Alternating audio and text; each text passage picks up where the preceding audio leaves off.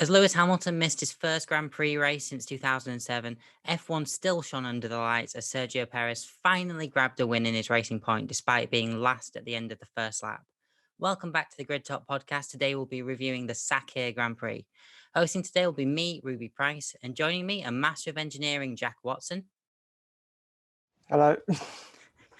Co-host of the Monkeyseat Podcast, Tom Horrox. Hello. And co-host of the Tyre Podcast, Jonah Gould. Hello, everybody. So, Jack, he might not be on the grid next season, but Christmas came early today for Checo as he proved that he probably should be on the grid next season. So yeah, I don't think he could have put forward a better job advert, to be honest. It took advantage of the situation that was presented to him and did what we know he can do. He can make those tyres last forever, didn't burn out the rears. And then when Mercedes imploded, yeah, he was there to capitalise. And quite easily, to be honest. I think what was the gap to work on, like 10 seconds? 10 and a half seconds. So yeah, even right until the end of the race, he was pulling away. So yeah, a phenomenal drive. And I don't understand why Vettel was the more appealing choice, to be honest, for Aston Martin. So the mind boggles, to be honest with you. Absolutely. So Jonah, Esteban Ocon P2 for the Renault. That's an impressive result for Ocon, particularly after the season he's had. Yeah, absolutely. I think it's going to really show his pursuit, obviously, of staying with Renault and what he wants to do next year with Fernando Alonso. But I think it also shows his ability to perform next to the teammate he has, like Daniel Ricciardo, you know? But yeah, absolutely fantastic performance from him. I can't say anything bad about his drive today. So rounding off the podium and making it a double Racing Point podium, Tom, Lance Stroll very often comes under criticism, but he keeps racking in these podiums, doesn't he? Yeah, not least from me as well. I've been one of his biggest critics over the years. But no, I was saying during the race, his stint on the softs at the beginning was absolutely incredible. I thought with Perez turned around in turn one, right at the beginning of the race, how quickly he caught up with Lance. I thought, sorry, I'm just wrestling with a cat here. How quickly he caught up with Lance. I thought it was a pretty bad performance for them when the soft tyre just really kept going. It was just I think that was the basis of his podium today, to be honest, that first stint. Seeing Ocon pit on the mediums before Stroll pitted, before Stroll pitted on the softs, I was like, Stroll's got something here. But, obviously the pits made it so it's 2-3. But yeah, Jack, Carlos Sainz, McLaren, it looked to be all over when he pitted just after that virtual safety car. And P4 for McLaren, it's a good result. It's what they kind of needed with Racing Point getting such a haul of points today. He'll be disappointed, but he'll also be satisfied happy with P4. Yeah, that Racing Point was so fast at this track. It's unbelievable, really. And for them to both have been able to pull away to such an extent. Yeah, fourth is probably better than what those McLarens would have expected. It didn't really get through the field in terms of pure overtakes. I think because he started seventh, I believe. So that pit stop would have probably cost him a lot more time than it initially appeared because he got the trio of positions at the start with Verstappen and Leclerc and Perez all clashing. So, yeah, I think he might be a bit disappointed, pure pace. They reckon they're on the back for next week. So, yeah, it'll be interesting to see how they perform. But in terms of what he could have achieved today, it's about what they should have expected. So, Jonah, it's rare that Daniel Ricciardo finishes behind a teammate these days, but P5 in the Renault, obviously less than a second behind Sainz, but when you factor in late safety cars and stuff, P5 for Daniel Ricciardo, he'll be unhappy to be behind his teammate. Yeah, I think he's going to be unhappy to be behind Esteban Ocon, but I think in retrospect, the team's going to be happy for a 2-5 finish. Obviously, it's good points, and with the battle being so tight for P3 in the Constructors' Championship, I think maybe personally Ricardo's going to be a little disappointed coming in behind Esteban, but I don't think he's going to be too upset about the team's performance today. It also seemed a bit like perfect hunting ground for Ricciardo, what with obviously all those late braking sections, but I don't think we saw anything today as far as my brain recalls. No, not. He was kind of out of his usual form. I think we saw more late braking from Carlos and from especially George Russell coming towards the end of the race, obviously working his way up from P15 or P16. But yeah, it was kind of out of form for Daniel today. Absolutely. Now, a driver who's, trying to get some form, Alex Albon. Tom, after the first lap, he was still in the bottom half of the field. He'll be happy to finish sixth given everything, but, Alex Albon didn't really put in the kind of performance today that you expect from a driver who's possibly still fighting for his seat. I think he's going to be getting the seat no matter what, just because of the 51% Thai ownership, which just seems an absolute travesty.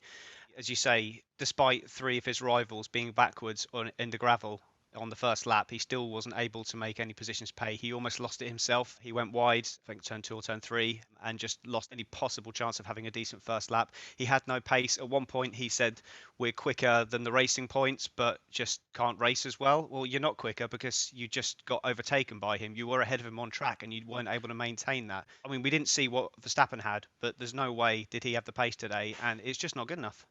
Absolutely. It'll be a shame as well for, him to get in purely based on owner sponsorship versus, a driver like Perez, who's really worked hard for a seat in Formula One, a top team as well. Well, Perez comes to sponsorship as well, and I've always said that Perez is the perfect pay driver because he has a lot of talent and he brings money as well, which is why he stayed around in Formula One for so long. It's why Ocon got dropped out of Formula One. It's why Hulkenberg lost his seat at Racing Point. So he's had his spell, but I do think he's driving the best he's ever driven at the moment, and it does seem that if Red Bull have had an option, Perez would be the perfect option because I guarantee if they re-sign Albon, that is Mercedes winning the Constructors' Championship next year, hands down. So, Jack, from a driver to, whose future's up in arms to a driver who's probably not in Formula One next season, finishing 7th, he qualified relatively high for that AlphaTauri this weekend, and they've been quick this weekend as well. I think given everything, he'll be happy for 7th, but knows that there could have been a bit more given the retirements today.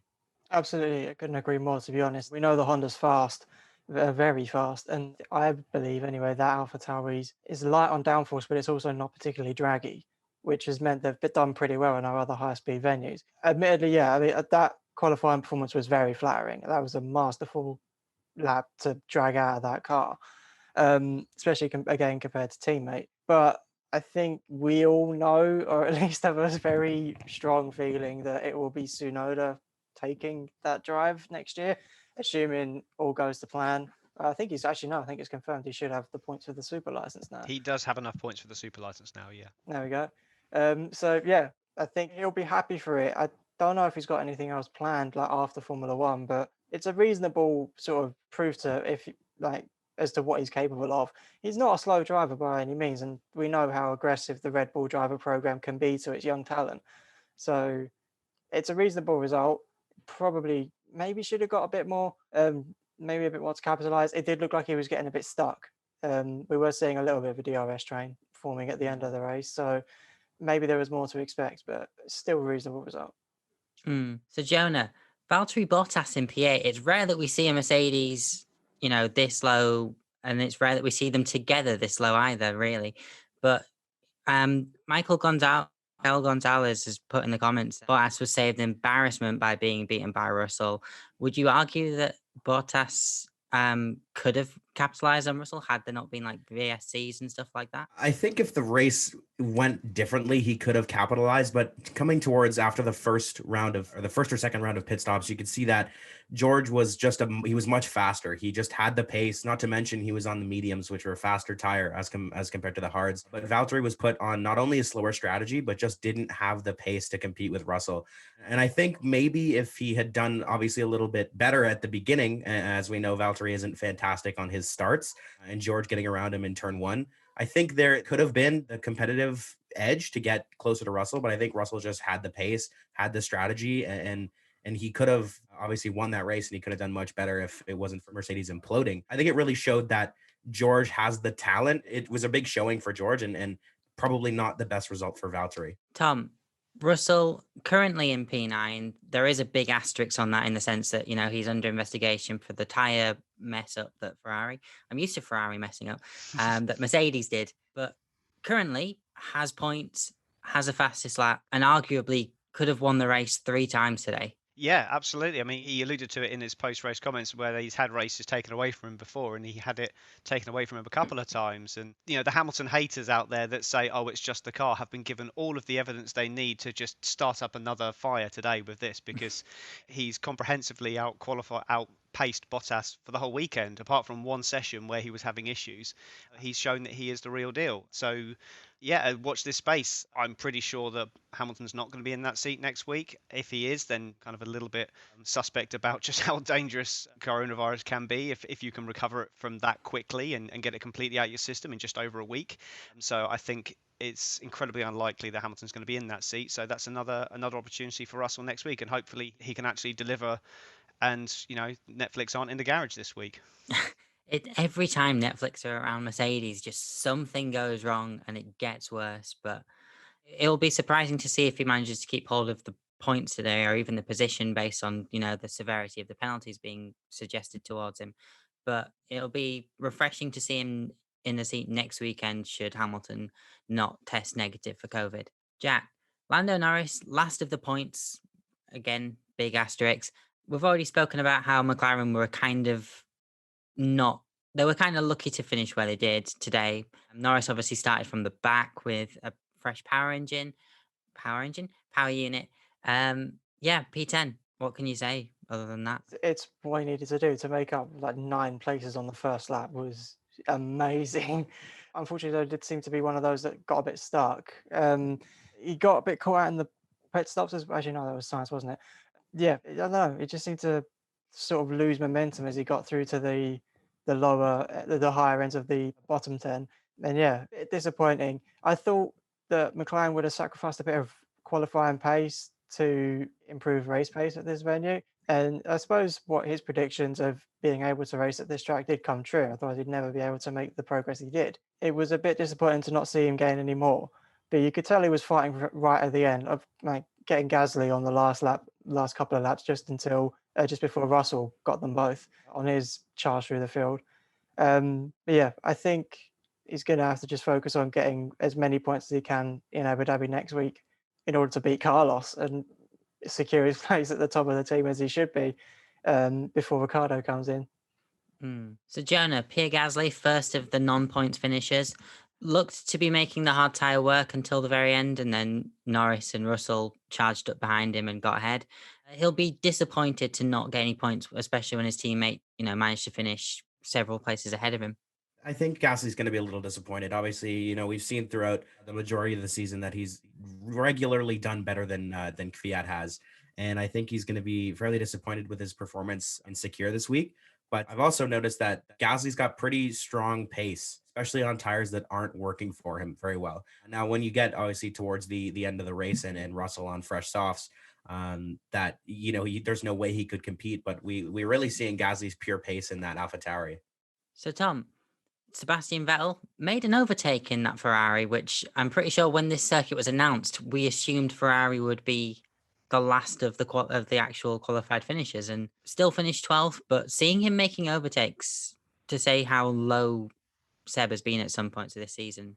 Yeah, I was more shocked that he didn't spin than he actually made an overtake. So that's got to be a win. Yeah, I mean, finishing 12th place is definitely, when you saw the pace that Leclerc had in qualifying, which just came out of nowhere. When that lap went in qualifying, it just completely blew me away. How was Leclerc able to get that so far up the field? But yeah, I mean, it's still no points. Yes, we didn't expect Ferrari to be very good, but we never saw what Leclerc could offer. So it's still a bit of a meh performance really from Seb. He did make the odd overtake, but looking at the cars he's finished ahead of, you would expect him to be ahead of every single one of them in every race, and you'd also expect him ahead of Pierre Gasly and Daniel Kvyat, given Ferrari's position in the constructors, but he wasn't. So still a bit of a nothing performance for me. So Jack, the Alfa Romeo's coming 2 by 2. Giovinazzi ahead of Raikkonen. Giovinazzi will certainly be taking that, with a stride in his step. Seats confirmed for next season as well, which, always takes the pressure off. But other than that, just a race where you didn't see much of the Alfa Romeos other than when they were being overtaken / overlapped. No, not at all, really. And to be honest, I'm not surprised. It's what we would have expected. I think being Ferrari powered, and obviously the lack of funds means your downforces and all that, and this, that, and the other. But it's a good performance for Giovinazzi. I think he's sort of started warming back up and getting a bit more back into it now that he's got that confirmation that he actually has a job next year. And yeah, it's reasonable performance. He had a strong run in qualifying too, so maybe this track just suited him. The focusing on digging out of the low corners and this sort of thing, which might actually put him in good stead for next week. with the way that Yas Marina tends to run. So yeah, reasonable performance. Should be happy with that. So Jonah Magnussen, the last of the drivers who actually are used to racing in Formula One cars this season, in the Haas P15, ahead of Aitken and Fittipaldi, but it's where Haas are expected to be at this point. Yeah, absolutely. I mean, none of us really expect to see Haas any higher than they place on the regular. I think Magnussen, obviously without a seat next year, as Haas confirmed both of their next year drivers. I think it's where we expect to see them. We don't expect a ton from Haas anymore. Ever since the rich energy kind of stuff, they've been slowly dropping farther and farther back.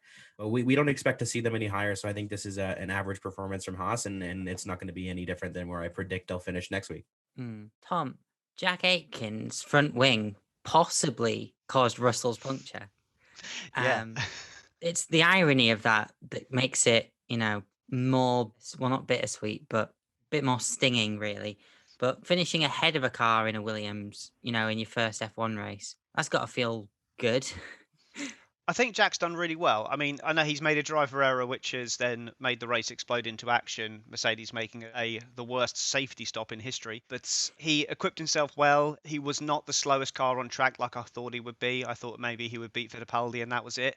So I think considering that he's never really set the world alight, he's won races in Formula 2, but he's never really... When he was teammates with George, you knew who the de facto number one was going to be there, and he's never really stacked up well against his talented teammates. So the fact that he's able to bring it home ahead of people on track and looked like he had the pace for more despite his error, I think is a solid debut. And if Russell is in the Williams next week, I see the Mercedes next week, I beg your pardon, then I see no reason why they wouldn't have every confidence in Jack to go forwards in that team. Absolutely. So Jack, on to the last of the finisher of the cars who managed to finish. Fittipaldi, obviously in his debut as well. 3 seconds off Aitken, granted safety cars and all of that stuff, but happy to get a race in, I would imagine. Yeah, it's going to be, I mean, he's going to know that there's not anything at stake here. Like, he's not in for a shot at a seat or anything like that. Haas just need a driver to get the car home, and they need someone to do so without doing more damage than is necessary. We know that they're out of money. We know that they're out of spares, crucially. So, it's going to be a bit difficult for him to really push hard. It seems like almost if they could almost favour him to like not go for the loopy lunges that you might sometimes expect from a young hothead. He's just got to enjoy it. It's hard because the team will be on his back, making sure that they're extracting the maximum out of him. At the end of the day, they're all still competing, and there's still a chance to, you never know, score 1 point to confirm them ahead of Williams. So, yeah, it's to fight for, but I wouldn't expect too much out of him. Well, with Romain Grosjean confirmed to be out of the Abu Dhabi Grand Prix, Fittipaldi might also be in that seat next weekend as well. I almost guarantee it. Like, he's their reserve driver, and the other reserve driver doesn't actually have a super license right now, and plus he has the recent experience. So yeah, next week at Yas Marina for sure. So just to round up the NFs as well, Jonah, we obviously had Latifi triggered that first VSC, which caused a lot of people to start questioning how this race was going to go, but it's just another Latifi, isn't it? It kind of sucks as I'm Canadian, seeing a Canadian driver pulling off like that. But it was kind of good that he pulled off right next to the Marshall post. And obviously in Formula One, they don't leave on the side there. So it triggered a VSC, which obviously gave some opportunities for pit stops and some opportunities to shake things up. As we saw, Sainz obviously didn't get the best end of that stick, coming in just a little bit short of the VSC. But I think Latifi pulling off and having an issue gave a little bit of life to that midsection of the race. But coming from a Canadian, seeing a Canadian pulling off like that, definitely not what I want to see. But I guess Lance Stroll's podium kind of made up for it. So Tom, Max Verstappen out at the start was trying to avoid the Perez Leclerc thing and just kind of caught some gravel and hit a wall, really. Never got going for him. Unusually cautious through those opening few turns. Normally, the lick it and send it man, stole Daniel Ricciardo's phrase there, is normally the first person to try for an overtake, but he was by far the first to break in the lead up to that incident, and he put a tweet out after the race saying, I tried to stay out of trouble, but trouble came to me. If by trouble comes to me you mean he drove off the track onto some gravel and then went into a barrier, then yeah, that's trouble. But no one caused that but him. He was avoiding an incident, but he was the one in charge of the car. He opted to go onto that gravel and just couldn't control the car. He could have braked, but he tried to keep his foot in and keep position. So he's got no one to blame but himself. Yes, it's unfortunate, and it was a shame for the race, because it would have been good to see what he could have done in the situations that transpired. But again, no one to blame but himself on that one. So rounding up the last one, Jack, Charles Leclerc got given that 3 grid place penalty for Abu Dhabi next weekend. So the stewards firmly ruled that it was Leclerc's fault. For the sake of opinion, Yeah, no, your I take agree. on it? Looking at the onboards, Perez sort of couldn't see him at first, but then as he sort of turned into the corner, he could see that there was the Ferrari coming. You could kind of argue maybe Perez could have left him a bit more room, but then the way that Ferrari was locked up, and it was only that with the amount of dust on the track as well, it was only ever going to wander out wide. So yeah, I think Leclerc just went in a bit too hot. It did wind up causing the issue for Max in the end. Max being very bullish, saying like, "Oh yeah, he should have accepted the blame." But yeah, Charles accepted the blame for it, so it's no surprise he did get the penalty. So yeah, at least the fans, the driver, and the stewards are all in agreement with something for once. It makes a change. So I'm assuming there's only really going to be maybe 2 options for this, but driver of the day is obviously something that we need to sort out. So Jonah, who was your driver of the day today? Well, personally, I'm going to have to go with George Russell. I mean, it's probably a pretty popular opinion, but that guy came into a car that he's not familiar with, that physically he's a little bit too big for. And he really performed, and not to mention he outperformed Bottas, who's used to that car and who spends a lot of time in it. So not also mentioning, his charge back through the field after his puncture and leading most of the race. I think my driver of the day has gotta be George Russell. Absolutely. Tom? Well, unlike most of Brazil that were clearly voting for Fittipaldi, who was third in the list for driver of the day, I'm going to go with Sergio Perez, because if George had come and made the overtake, I think I still would have put Perez for driver of the day, just because he was so on it and just made that work despite being backwards in turn 1, and then did that incredibly long stint on the mediums, switching onto the hards at the end. I think he's proved that Red Bull are just insane, that you've got 2 drivers there, won races this year, Gasly and Perez, and they don't want either of them. They want to stick with the guy that finishes just inside the points. It's just nuts to me. Jack? Well, for me, it's got to be Russell. I couldn't not pick him. After hearing that he'd been panicking so much over that start and done hundreds of simulations and hundreds of practices to try and make sure he nailed it, actually getting it right better than the guy who does it for a living in that car. And yeah, that was a controlling race, and like being able to fight back from that first messed up pit stop. That was incredible. I know he's got the car advantage, but he proved that he could cut through that field in any way he needed to. I know he had the tyre advantage as well, but you would have expected Bottas to make some moves, and he just couldn't. He couldn't get anywhere in that. But yeah, fantastic drive for me. I think I'm also going to give it to Russell just based on all the criteria that's already been discussed. It was fast from the second he got in that car, and even didn't give up, even though he looked like he just lost the chance to finally get some points. So Russell for me as well.